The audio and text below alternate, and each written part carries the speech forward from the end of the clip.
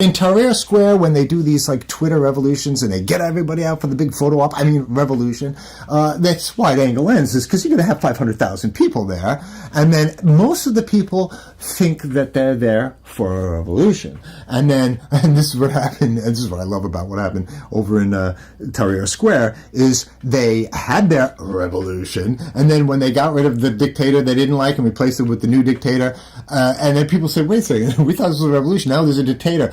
And what happened was somebody had set up these widescreen televisions in the square. So there's these people having a revolution in the square, and there's 500,000 of them, and there's large screens. It's almost out of a sci-fi movie. Large screen projection, watching themselves having a revolution. Okay, so then when they changed the guy and they got rid of Mubarak, and the guy who moved in, what's the name? Morsi.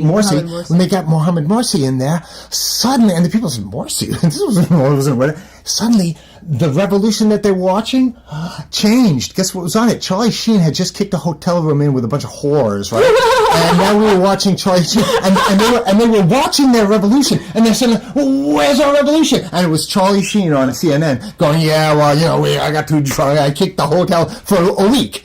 Revolution over. And that's how they unplug and plug in your fucking revolution. So these revolutions are staged events. The other big one is the defectors. They're highly paid. You know how cheap it is to purchase the defection of a high-level government official? They actually wrote about some of these. Well, CNN had one of those on actually recently from Venezuela, right? Of course, that's what it is. Every single one has, and so they can announce, high level. And what it is guess what they said? This is in the instruction book from the State Department. Guess what happens when you can't find a high-level government official to defect from? You just make it up. And so now what they do is they just made up these fictitious high-level government officials that are defecting. And then the government's sitting there going, what the fuck? I've never even heard of that guy. But they don't give you the interview when he says that, right? They just keep on saying, high-level guy defected. That's what they found out with the one with CNN. I think the Venezuelan guy was completely fake. Fiction. The military is deserting Maduro by the second. And the military is like, wait, what? Yeah. We'll talk about this Jesse Smollett story first. Or what do you? No, that's over basically. I know. But we should give our take. Okay. Civil society, good governance, transparency, and the rule of law. Oh yeah. Civil society. Okay. How to know you're dealing with something really evil? Whenever you hear the word civil society, run for the hills. Especially if it's talking about they're trying to make it sound like it's in a grassroots organization in a third world country or something. Because you tell me who in a third world country is using phrases like civil society. Civil society. Well, it's actually it's picking up because I've saw some people who actually are for civil society using it. I'm like, don't you understand? You're helping them. You're helping them. I'm like, no, you don't understand. So here's basically the rule. Here's how it works. Whenever you see somebody saying, "Oh yes, we're from this wealthy nation," they don't say that. We're from the United States. We're there to help you with. We want to exploit democracy. Yeah, we want to help you with civil society, and they usually sometimes use it with another phrase. It's good governance. So they always say, well, and what these are literally when you're some douchebag works for the State Department, right? You get these flashcards that they give you, and this is what these people are operating on. It's just flashcard mentality. Do they still know what flashcards are? Anybody? I think so. Yeah. When you were in a kindergarten or something, they put up an apple and you apple, and you're like this flash. Yeah, and it's a nice face on a really evil thing. So instead of saying fascism, they'll say good governance. Yeah, they're good. They're governing good, right? And that's the thing you have to watch out for. The biggest threat now in the future is the good people. That's the ones. The road to hell is paved with good intentions, and these aren't even good intentions. These are bad intentions calling themselves good intentions, which is actually adding insult to injury because good intentions can do enough damage. Believe me. Yeah, the road to hell is paved with a bunch of fucking scumbags. Actually, paving it industriously. That are talking about good governance and rule of law, transparency, but the big one is civil society. Even democracy itself has become one because the Alliance for Securing Democracy, Foundation for Defense of Democracies. Democracy has become basically shorthand for we are going to censor you, shut you up, and then kill you. Steal everything we can and steal you fuck you over. Yeah, all the things we can do, we will do. We will call them democracy, and you will ask for it by name. Democracy, ask for it by name. Yeah. Well, the thing about it is that, so basically, this is coming from the playbook of the State Department, when they want to destabilize your country and replace your like legitimate democracy with a brutal dictatorship, they come and say, we want civil society, as if we're barbarians, we're the uncivil ones. Well, as if we should be talking about what civil society is. That's what we're talking about, is that they were the uncivil. They are infinitely more civil than us, and the mafia is more civil than the State Department. At least the mafia has a code of honor and stuff. Right. Here's the thing. This is coming from the playbook. So I don't even know where it's originally written down, but since they all parrot this same fucking group of terms, I think that Gene Sharp talks about it a little bit in this whole thing. That's right, but I don't think it came from there. Though. Gene Sharp is the playbook, though. Yeah. That is the playbook, but he might have had better intentions for it. If anybody knows what Gene Sharp is, from the Albert Einstein in MIT Institute, and he wrote this book, From Dictatorship to Democracy. And this book is actually the playbook of like Otpor over the color revolution. It's the color revolution handbook, basically. If you can apply it to any sort of transference from a U.S. unfriendly country to a U.S. friendly country. That's what they mean. This is involved in some way. Yeah. Gene Sharp wrote this book in the early 80s, and actually I think the progenitor was from, what's his name, who wrote Saul Alinsky's book. Rules for Radicals. Rules for Radicals. I think actually that's where a lot of that like techniques. I think so, yeah. The big technique in this book, From Dictatorship to Democracy by Gene Sharp, is that you rope your dictator or whatever, or your more likely democratically elected president, you rope them into an untenable position in the social realm, not from a military standpoint. You do it, and then you get lots of foreign media attention on them doing that unfriendly thing. And then you have you stage a revolution, a photo op. I mean, a revolution, a photo op. You stage a photo op. Square. In a square. So you go to the city and you look for a square that has the word like liberty or Liberation Square or Freedom Square. That's the one that you want to use for your photo op. I mean, revolution, right? And then CNN is down there with the cameras. They're there a week in advance. There can be as many cameras as there are protesters. We just got to make really sure we get good angles. CNN had the best room overlooking Tahrir Square and also overlooking Saddam Square there, which was also called Liberation Square. They had the best angle to get there were a couple dozen people. Well, they have to use a zoom because if it's a wide angle, you see there's nobody at the protest. Where's everybody? Zoom in. They didn't like this guy. Well, that was what they did during the 2004 Republican convention in New York City. What they had is they had 400,000 protesters in the streets, right? So they used, the leftist people used wide angles to show you all these people. Well, they had these pro-war rallies, these pro-Bush, pro-war rallies of 2004. And they had something like 30 people to get that fucking 70 millimeter on there. So you just see, and that's it. We want war. We want more war. Yeah. Don't show the edges, because if you show the edge, and that's the thing, you always got to look at what lens they're using to tell you.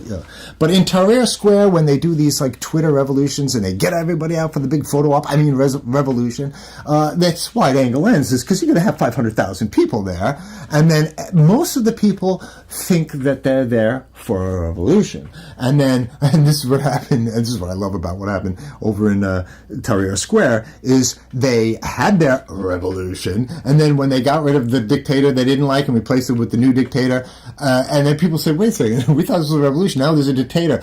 And what happened was, somebody had set up these widescreen televisions in the square. So there's these people having a revolution in the square, and there's 500,000 of them, and there's large screens. It's almost out of a sci-fi movie. Large screen projection, watching themselves having a revolution. Okay, so then when they changed the guy and they got rid of Mubarak, and the guy who moved in, what's the name? Morsi. When they got Mohammed Morsi in there, suddenly, and the people said, Morsi? This wasn't suddenly, the revolution that they're watching changed. Guess what was on it? Charlie Sheen had just kicked a hotel room in with a bunch of whores, right? And now we were watching Charlie Sheen, and they were watching their revolution, and they're saying, "Where's our revolution?" And it was Charlie Sheen on King live on CNN going, I got to try. I kicked the hotel for a week. Revolution over. And that's how they unplug and plug in your fucking revolution. So these revolutions are staged events events, every single color revolution, people power, they're staged by the National Endowment of Democracy with this playbook of Gene Sharp's book, From Dictatorship to Democracy. Get that book, read it, and you'll see what it is. And you can generally tell if you see if your revolutionary cause of choice has a fist on it. It's a special kind of fist.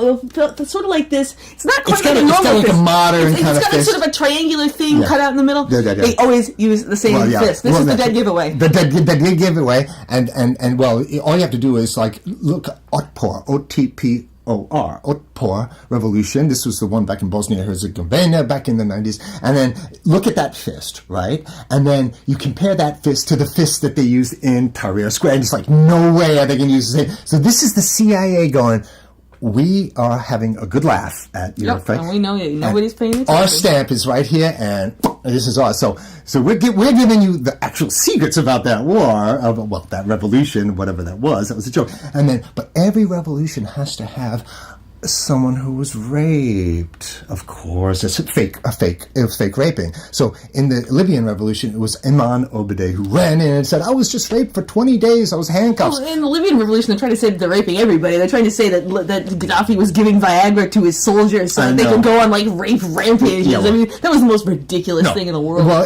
that's out of the playbook of the State Department when they do these destabilizations. They had to get the women behind them. So say, he's oppressing women. Are you kidding? Women in Libya had it better than anywhere else in Africa. Yeah, they had it really good. Actually, highest UN index for treatment. Yeah, of women. you could actually go to jail for mistreating a woman in there. In the rest of Africa, it's like. And now they're under the veil thanks to Hillary Clinton and the State Department. Under the veil, they're in the fucking slave market. I mean. Well, that's true. Yeah. We were just going to say something about the Libyan revolution with the. Oh yeah, so she had claimed that she was raped for 20 days and her hand was cuffed up behind her back, but Anderson Cooper didn't bother to say, well, can we see your hands? And because anyone, like any police investigator or crime scene person or something, if you tell somebody that they were bound for 20 days, do you know what your wrist looks like? I've been arrested many times. So if you've had handcuffs on your wrist for more than 15 minutes, those marks are there for days. If you've had handcuffs on for 20 days while you received rapings from 20 men, my dear, they're bloody, the skin is gone. You're going to be a mess. You're going to be a mess. No sign of this. She lied. Well, she was paid to do it. And the thing about it is as soon as she ran into she runs into the hotel where all the press was in Libya, right? Convenient. In Tripoli. Yeah. So she claiming she was just raped, and she doesn't run to a hospital, she doesn't run to her family, she runs to the hotel where all the media are. She must have mistaken it for a police station. Yeah, how curious. Fucking lying piece of shit. So she comes running in, this fucking total liar, right? You're victim blaming. No, we have a normally functioning 2 or more brain cells, which is all you need to rub together to make the basic analysis that she's lying. Oh, you're a victim blaming. No, we have a normal critical capability. So she runs into this place and said, I was just raped. As soon as the people who were with Gaddafi's government saw what she did, they said, get a towel, get a blanket over her head, and get her the fuck out of here. Of course, that's what you do when you have a psyop. Because it's very important to have these theatrical events, whether it's a victim, a camera-ready victim of every class, because you want to get everybody behind your revolution. Of course. And that's why you get all of these groups together. You get everybody out into the street to air their grievances, and then you roll them all up into one big steamroller that then you can then turn against the ruler. Even if their grievance wasn't necessarily with the ruler in the first place, it becomes one in that way. And generally there's some Pied Piper who is led to do it, like Tawakkal Carmen in Yemen, who basically her job was to get all of the little different groups that had a problem with Saleh, the leader there, and get them all to turn against him, even though their problems might not necessarily have been only tangentially related to him. She got a Nobel Prize for her honors thing. And then it was Saudi Arabia leading the show. Hello, half these people, their problem was with the Saudis. And they were very upset with what she did to them. And so, you get to the end of the revolution, and then there's the Saudis running the show. You've been hoodwinked. Yeah, and don't forget the snipers from the rooftop, which shooting at both sides. Shooting in both sides, claiming. And then the other big one is the defectors. They're highly paid. You know how cheap it is to purchase the defection of a high-level government official. They actually wrote about some of these. Well, CNN had one of those on actually recently from Venezuela, right? Of course, that's what it is. Every single one has, and so they can announce, high level. And what it is guess what they said? This is in the instruction book from the State Department. Guess what happens when you can't find a high-level government official to defect from? You just make it up. And so now what they did is they just made up these fictitious high-level government officials that are defecting. And then the government's sitting there going, what the fuck? I've never even heard of that guy. But they don't, give you the interview when he says that, right? They just keep on saying, high-level guy defected. That's what they found out with the one with CNN. I think the Venezuelan guy was completely fake. Fiction. Although the military is deserting Maduro by the second. And the military is like, wait, what? No. So it's the high-level defection. It's the fake rape victim. This is how you destabilize the country, right? And generally, there should be some sort of theatrical protest thing too. Then you shoot at the leader, and then when his guys shoot back, he's look at this guy! They're killing protesters! They're killing unarmed protesters! Oh my God, they're killing unarmed protesters! Help! I'm being repressed! Yeah. You just shot at him. Of course he's going to shoot back. What the fuck, man? So you can't shoot back if you get shot at in this new State Department world. And then what else? And to wrap it all up, you have to have some sort of color or icon of some. I mean, that's why they call them color revolutions. You wouldn't be able to parse all of these separate things if we didn't have a blue or a green. Well, they've used up all the colors, so now it's going to be like the fuchsia. Yeah, no, they can. That's what I think they've used a couple of them more than once. I mean, haven't there been 2 orange revolutions? Orange revolution, yeah. I mean, because has there been any purple revolutions? That'll be fancy. I think there. Purple revolution? Maybe. Maybe no, that just in Prince's mind. If I was going to have a revolution, I'd want to be the purple one. No, I think so. Purple, yeah. You can't be red. I'd rather be red, but obviously that's not. No, actually, red is Burgundy. Burgundy revolution. Ooh, I like the sound.